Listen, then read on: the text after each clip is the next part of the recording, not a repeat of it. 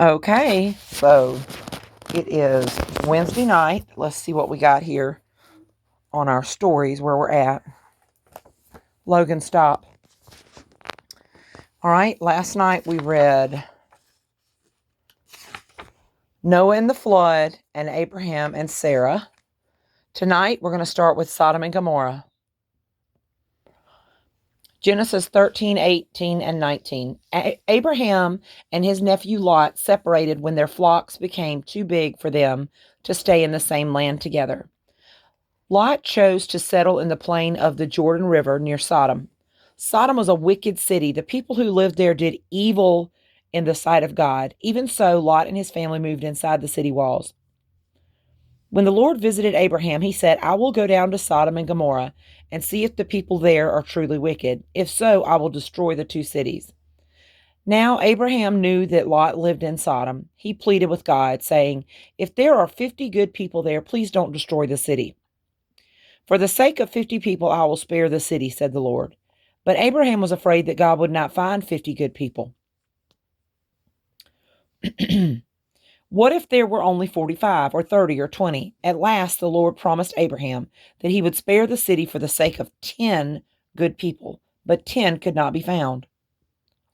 So the Lord sent angels to Sodom to warn Lot, his wife, and his daughters. Lot took the visitors into his home.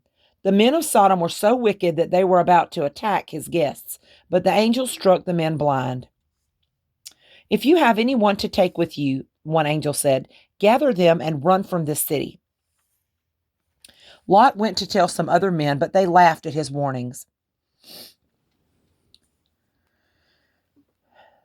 Hurry, the angel said. Take your wife and daughters and get out of here.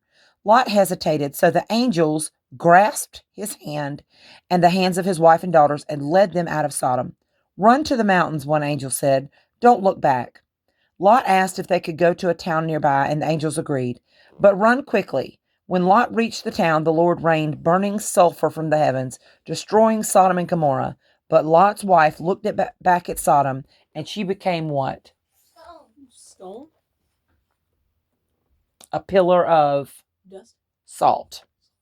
Well, they told her not to look back, and she looked back anyway. So God turned her into a pillar of salt. And basically, it wasn't just that she looked back, it's that she wanted to be there. Her heart was not right. She didn't just look back. Her heart was still in Sodom, and that's where she wanted to be. So, and God knew that. Okay, this one is called Rebecca and Isaac, and it's Genesis 24.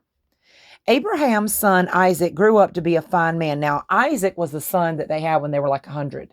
Remember, God told him, you're going to have a baby, or you're going to have a son. And he laughed and said, me and my wife are 100 years old. Their son's name was Isaac. What, Logan? Okay. Abraham's son Isaac grew up to be a fine man. When Abraham was old and near death, he called to his most trusted servant. Promise me that you will go back to my country and find a wife for my son Isaac among my own people, Abraham said. What if the woman won't come back with me? The servant asked.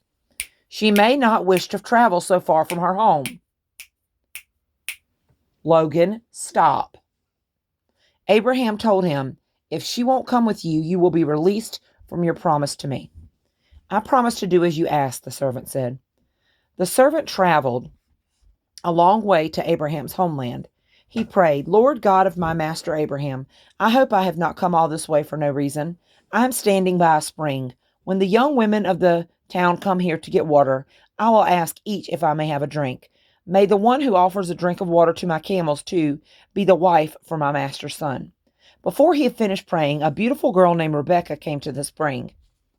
He asked her for a drink. Of course, my lord, she said. May I get water for your camels, too? When the camels finished drinking, the servant thanked her and said, Please tell me who your father is. I am the daughter of Bethuel, Rebecca replied, and Laban's sister.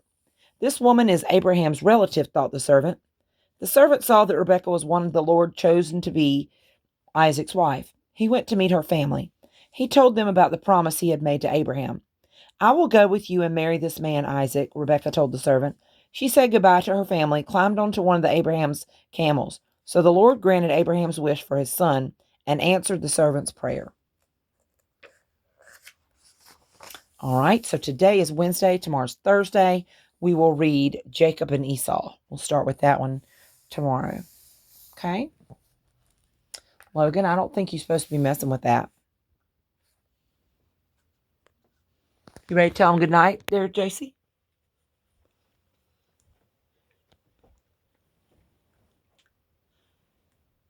Tell them good night. Good night. All right, Logan.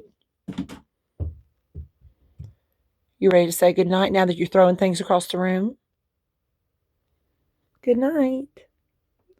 This one here has been really bad today. Into all kinds of things and showing out. All right, we love y'all. Hope everybody has a great night.